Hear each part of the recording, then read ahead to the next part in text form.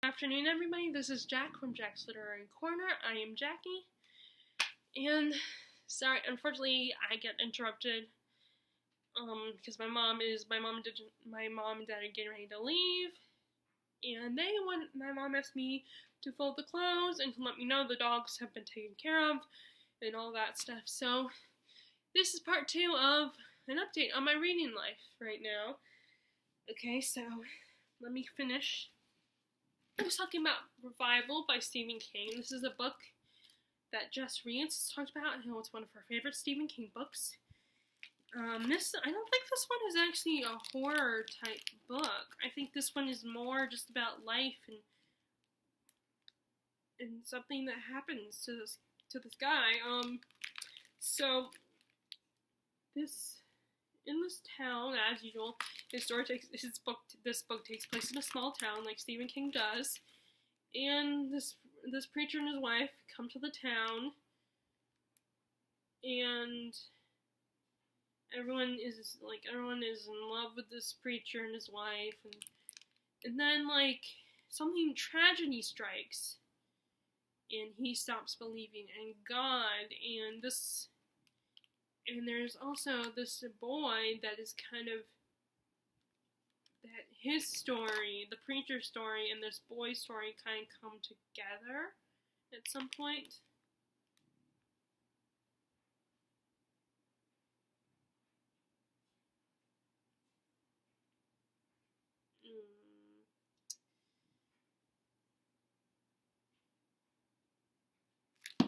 So that's all I really know. Like I said, it's Stephen King, and I'm trying to increase my Stephen King reading. I mean, before I was like, oh, I'm not gonna read this Stephen King book, or I don't know if I would be interested in this one. Like, there's one called The Cell that's kind of more science fiction-y. But I am expanding my interest in science fiction right now. I'm trying to. So who knows? I might read that one day. But this one I know is it's not really horror.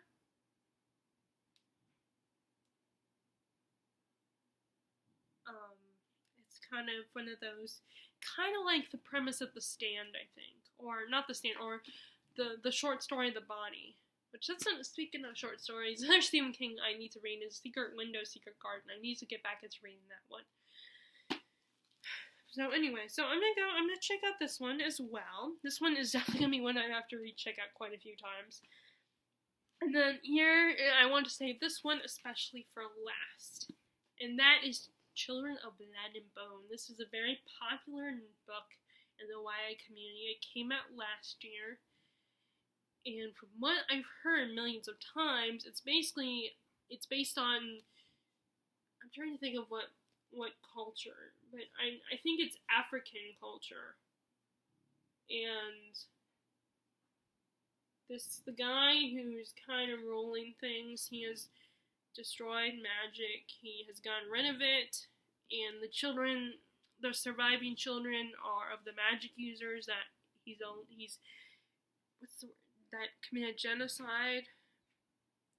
That's the word, genocide. The surviving children of those people, they still have a little bit of magic left, and they start a rebellion against the king. And I think the king's son and daughter kind of are part of the story too, as well. Like, one of them joins the rebellion as well. And I do believe, like a lot of YA books, there is a bit of a romance in the story. And I know some people don't like the romance. And I don't know if it's just that it wasn't a good romance, or if they just get tired of romance in these fictional stories and they just are more interested in the main plot with the magic and all that. But I am excited to read this and to finally check it out and see if I like it. And who knows, I might buy it. And I also feel kind of like, a sense of I am increasing my diversity, in reading. Like, I do feel guilty when, like, a lot of the books I read are about white people. And people, and I don't read enough books that are more diverse. And I'm definitely, of course, I feel like that's not entirely my fault, because most authors do write books but it should be, I feel like I feel like some people want diversity so bad that authors will just throw it in there, and be like, here's diversity for you, so that you'll shut up and quit complaining. And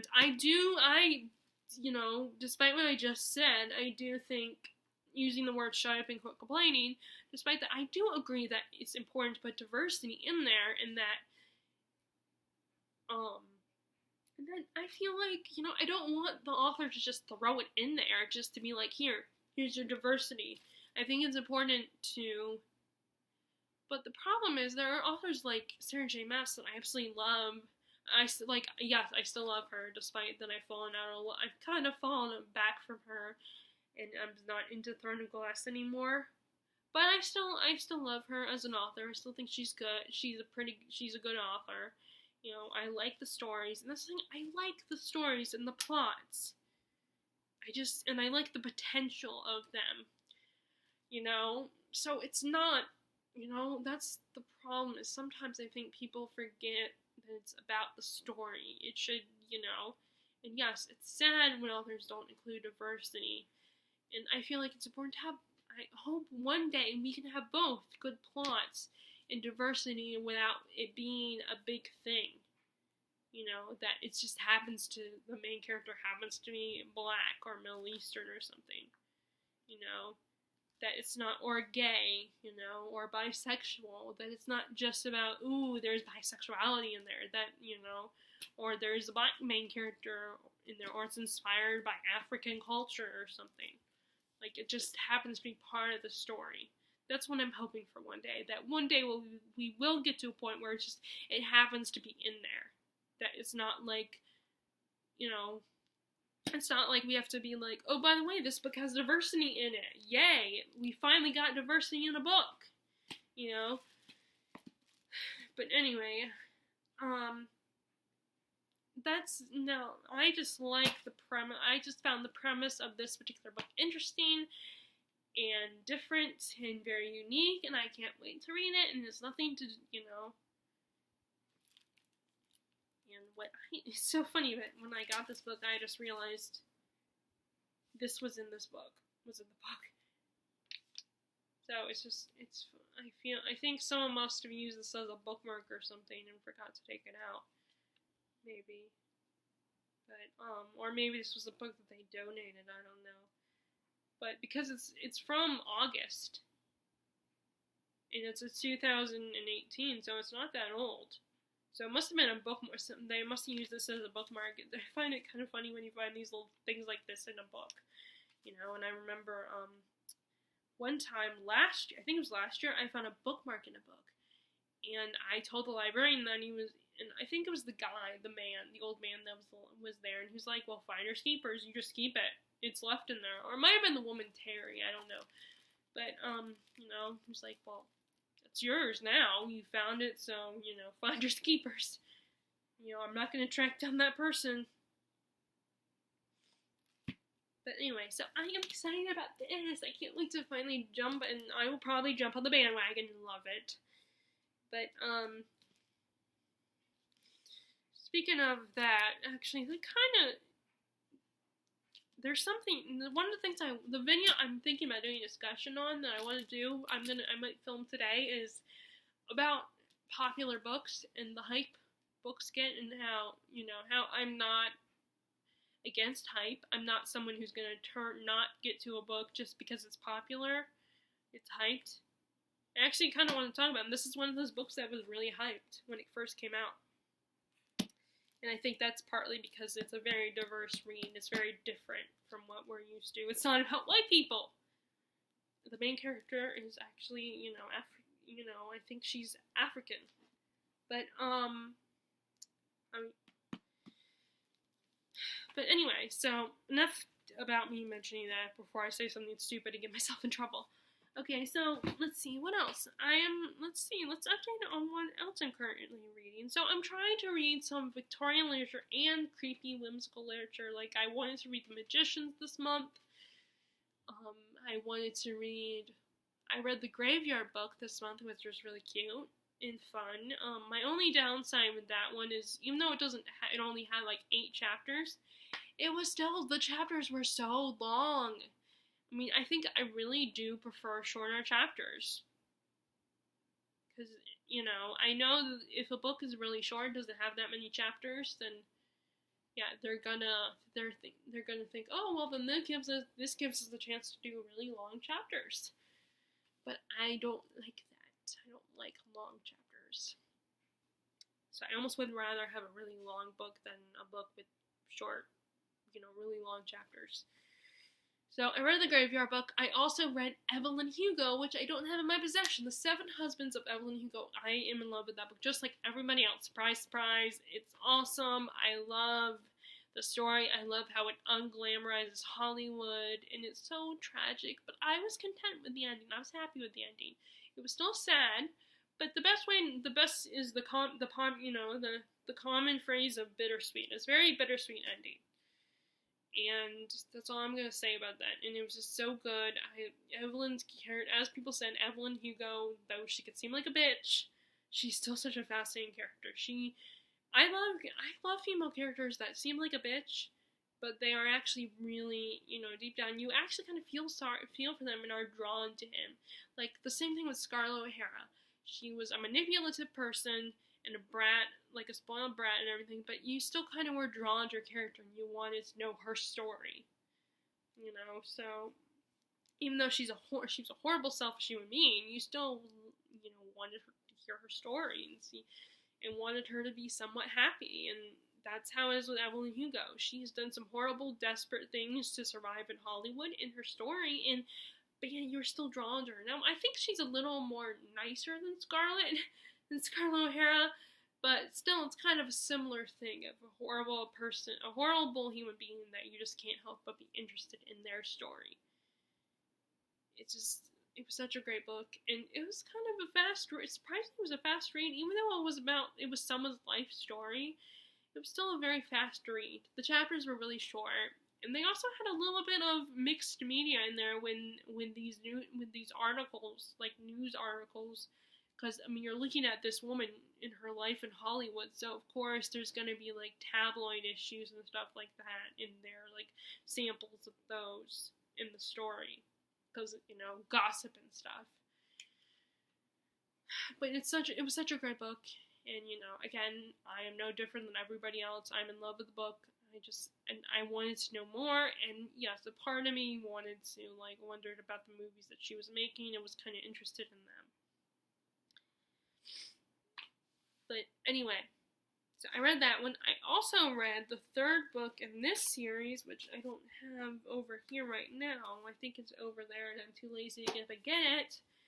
The Traitor, which is my favorite book of this particular series, The Dragon Rider Chronicles. Which that one was really great because you got to meet the Grey Elves officially, and the characters in that book are now in the adult world. They're not sheltered by the school and by adults anymore. They are in the adult world in the 3rd book. This is such a fun little series, very lighthearted. It's basically Inheritance meets Harry Potter, which I know I don't like comparing books to Harry Potter or anything, but still, it's like you have a magic school and everything, and academics and stories about friendship and a chosen one and all that. Yes, it has the chosen one trope, but it's with this kid learning how to be a dragon rider. So, like I said, it's Harry Potter meets Inheritance Cycle by Christopher Paolini. It's fun. It's just a fun story, and the reason and what finally motivated me to get back into reading these books, this series, was Murphy Napier had recently got Savage, which is the spin-off series for this series. She recently got Savage to read and review, I believe. I believe she got it sent to her.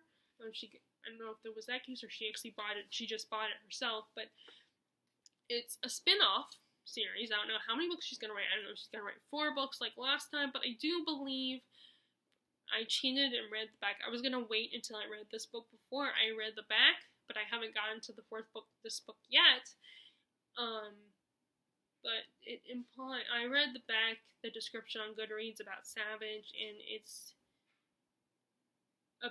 sounds like it is about our main character, our protagonist, Javid's son.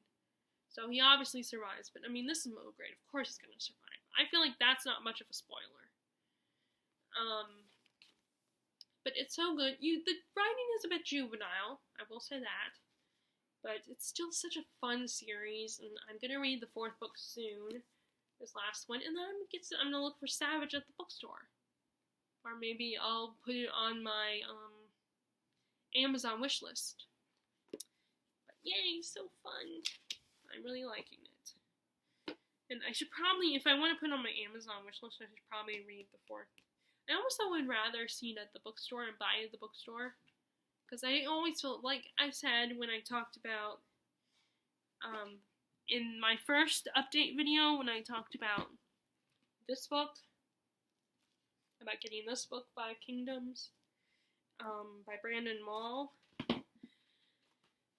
I do get a little self-conscious about when I'm reading middle grade books, because I feel kind of like, oh, I'm 29 years old, why am I reading a kid book? But like I said, my excuse in this case is I want to introduce this book to my nephews, this series, because I think they would really enjoy it. Or at least I hope they do. But anyway, so, where was I? Okay, so I'm trying to read, like I said, I'm trying to read more whimsical, creepy, scary, whimsical, magical, and Victorian literature books. So, as far as creepy goes, I am currently I'm finally reading I'll get to that Silence in a minute. The Shining by Stephen King. I have seen bits and pieces of the Stanley Kubrick movie, which I do know that Stephen King was not happy with that movie, particularly the casting of Jack Nicholson, because he wanted his main character of Jack Torrance to look like a normal, average guy. And Jack Nicholson, he has a bit of a creepy vibe, like you think he could potentially snap and be angry with you. And I kind of, I agree with Stephen King on that part, that he does give off that kind of, that impression, like he can seem charming and nice, but then he also can be someone who can lose his temper, I feel like. I mean, and I do believe Stephen King ended up doing his own, writing a screenplay for a miniseries version of this one, of The Shining for TV. So, but anyway, I'm currently reading this. They just got to the Overlook Hotel. You got a little background on the family and how Jack and his wife, I can't remember her name,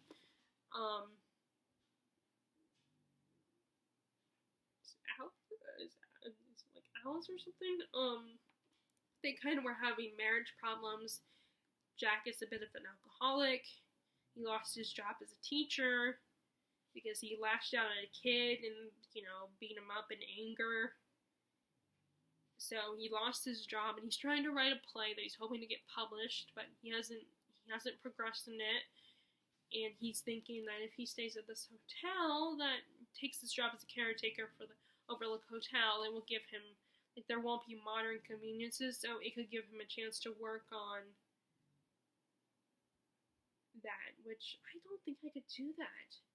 Because, I mean, this hotel is so big, and it's up in the mountains, and they're isolated, and there's snow and stuff, so that would be it would be too much. I don't think I could do it. I mean, I agree that as a writer, there are sometimes occasions where you need to go to a quiet place. I mean, I sometimes feel like I need to go to a physically quiet place, but of course those are kind of expensive, so the best I can do is try to discipline myself to not turn on the TV or watch YouTube or anything like that. And we also have the Jack's son Danny, who's like 5 years old, I think, and he has a bit of a gift, which they call which one of the workers at the hotel refers to as the Shining. He can see things, especially ghosts. and he realized, and when they get to the Overlook, he can see that this hotel has had a bloody history, and so the thing about Stephen King is, which is something that I also love as well,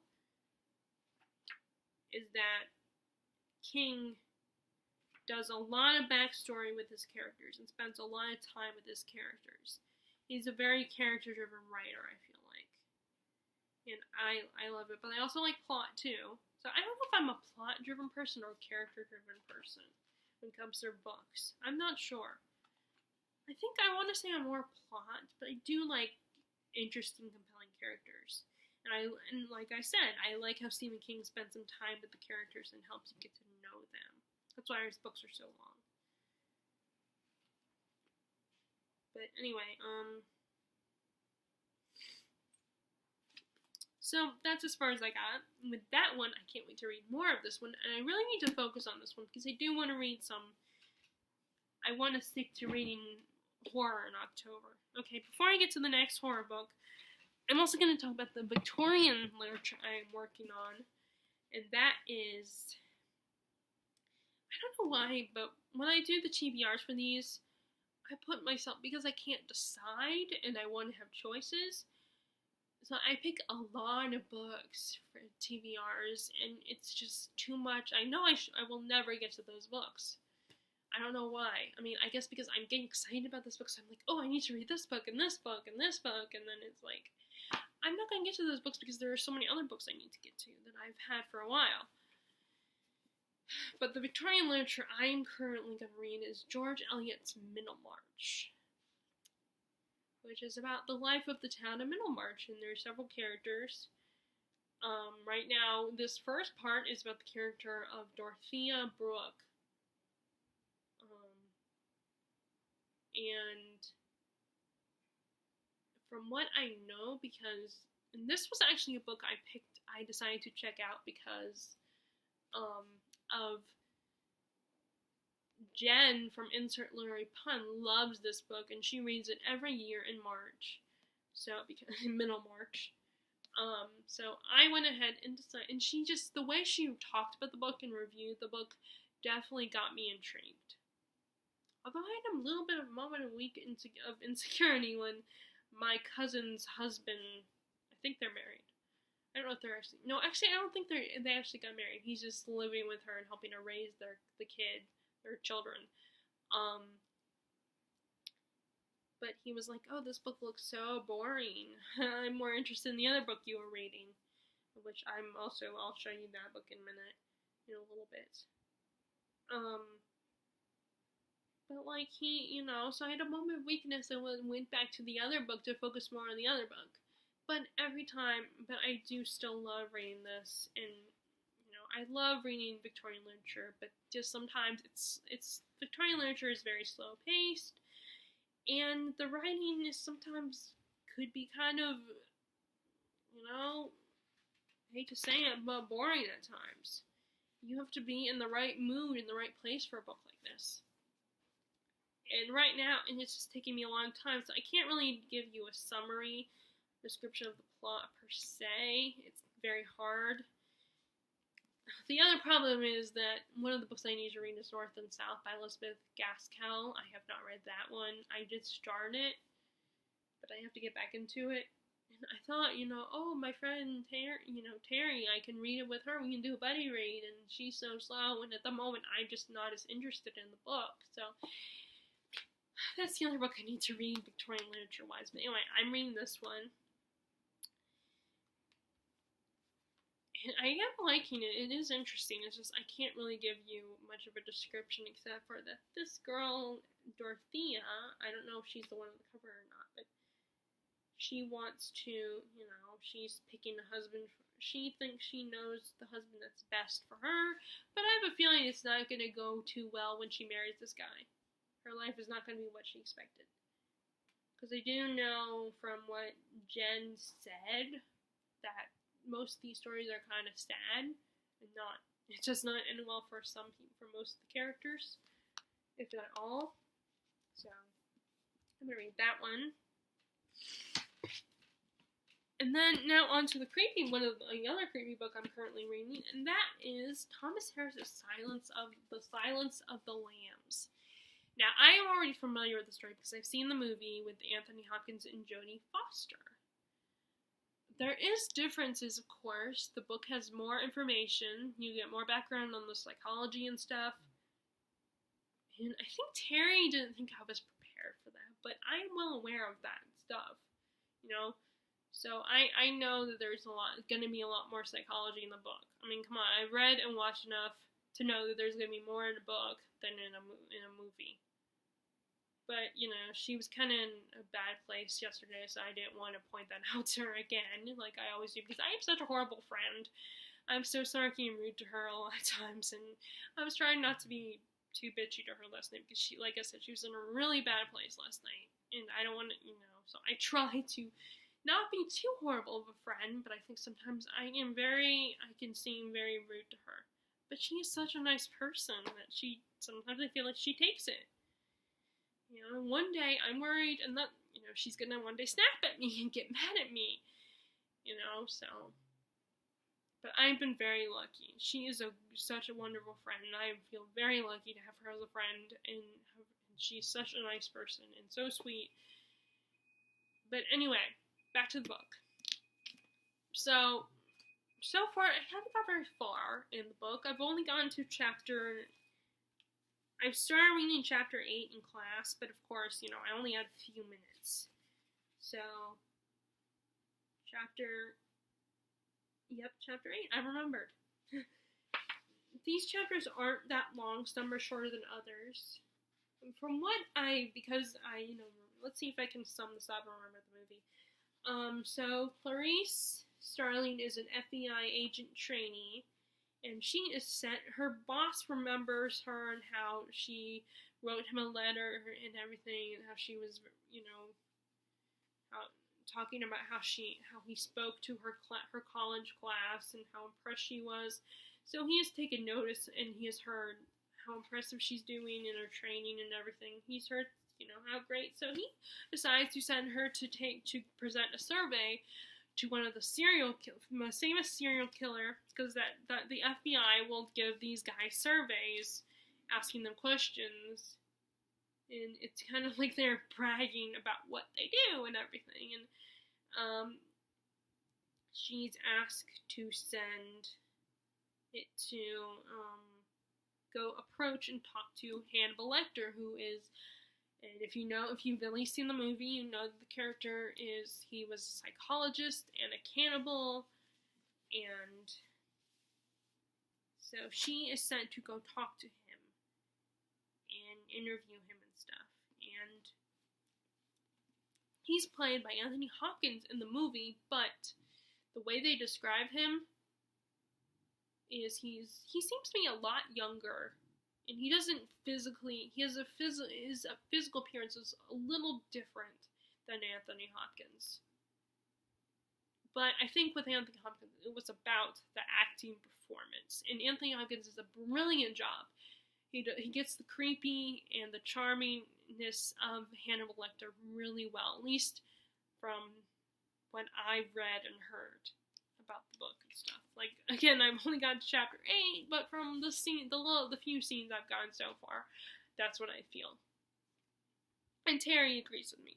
You know, she agreed with me on it about that. And one of the things you pointed out that was a really cool physical feature about Hannibal Lecter is he has red eyes, which I think is really cool. Which I agree with her is really cool. I don't know if people can actually have red eyes. I don't know. But anyway, so she goes to him and he helps her, and he ends up helping her on the current case that is giving the FBI a lot of difficulty, which is the Buffalo Bill case. This guy Buffalo Bill is will knock out these women and kidnap them, and will skin them and use their skin to put on himself to make a kind of a suit so he can make himself look more feminine physically. And I think they say he's like, they the inspiration for the character was a real serial killer, but I don't remember which one. But anyway, like I said, the only reason why I know about it is because I've seen the movie, so I haven't read the book, but I am looking forward to continuing this book. I feel like I do need to get back into Crooked Kingdom. I need to read that one. I've taken a really long break from that one. That's what happened with Six of Crows as well, so I need to get back into that one. I show you all the library books in the other. Oh, and then I'm also reading, let me show you two, before I end this video, let me show you two more books that I'm working on. That are not Halloween, not creepy or whimsical or Halloween-esque.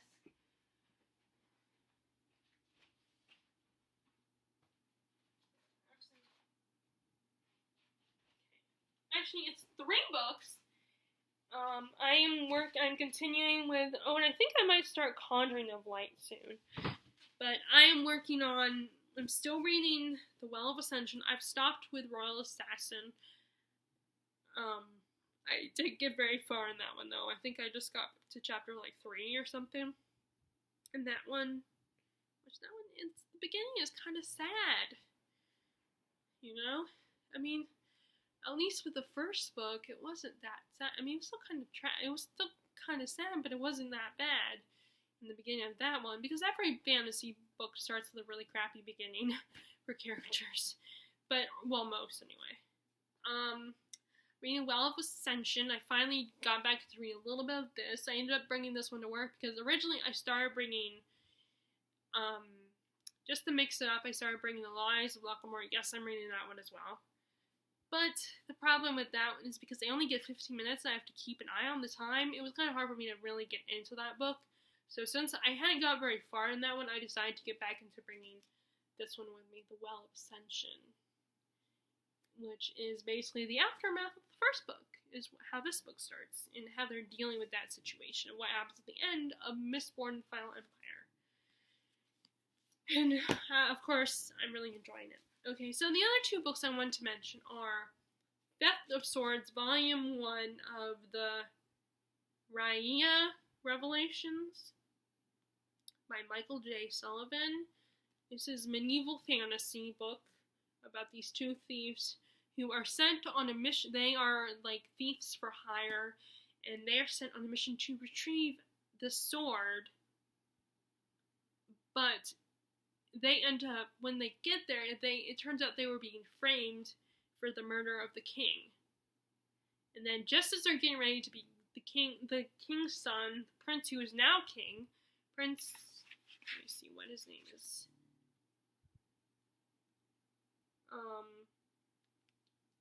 Where is it? Let me see. His name's gotta be on here somewhere. I don't know what the prince's name is. I can't remember. It's like Alric or something. But anyway, Prince Alric is gonna have them executed because he thinks that they murdered his father. And then his sister Arista shows up and is like, I know you didn't really kill my father. There's no way you could have done it. You were framed.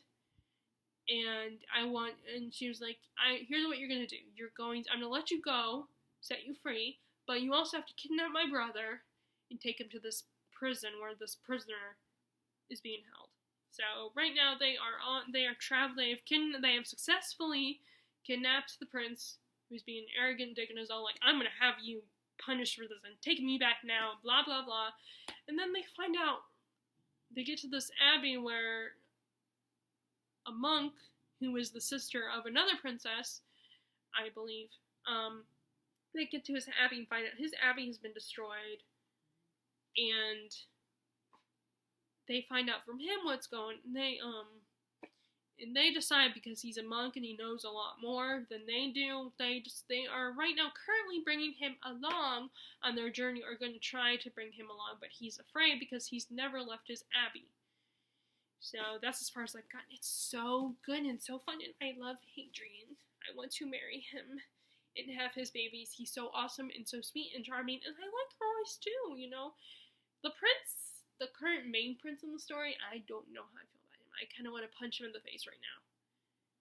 But it is so fun, and I'm liking this, and I can't wait to read Rise of Empire. I did put this in my Amazon wishlist as a high priority book, So for the second volume 2, obviously not the first one because I had the first one, and it's so good and so fun and awesome. And like I said, I love Paige and Royce and how snarky they are, and it's just so fun. And sometimes it's just fun to read a book like this, from going from a heavy book like Middlemarch to read a book like this. It's so fun, and it's still, still, like it's fun and lighthearted, but it's also like very adult, And I am also reading Malice.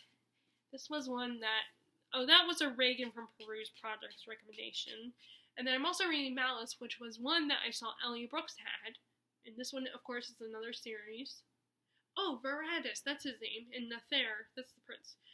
So right now, basically, this is a world where there is, again, a medieval-inspired world. Where right now, this darkness is coming, there is war looming. The giants are returning, and bad things are happening. So one of the kings has called a council meeting, and you have these characters, like these 4 main characters. Corbin, he is a young 16-year-old boy who wants to be a soldier for the king, King Brennan, one of the kings. And somehow he's connected. Obviously, all these 4 guys are connected to the story. You have Evanus, who is this man who works for the king. I think it's King Brennan he works for, and his wife has died, and the king won't let him get the things he needs to save her life, so he's very bitter about that and wants revenge on the king. And his son almost died by a woman, which is kind of like the dire wolves. And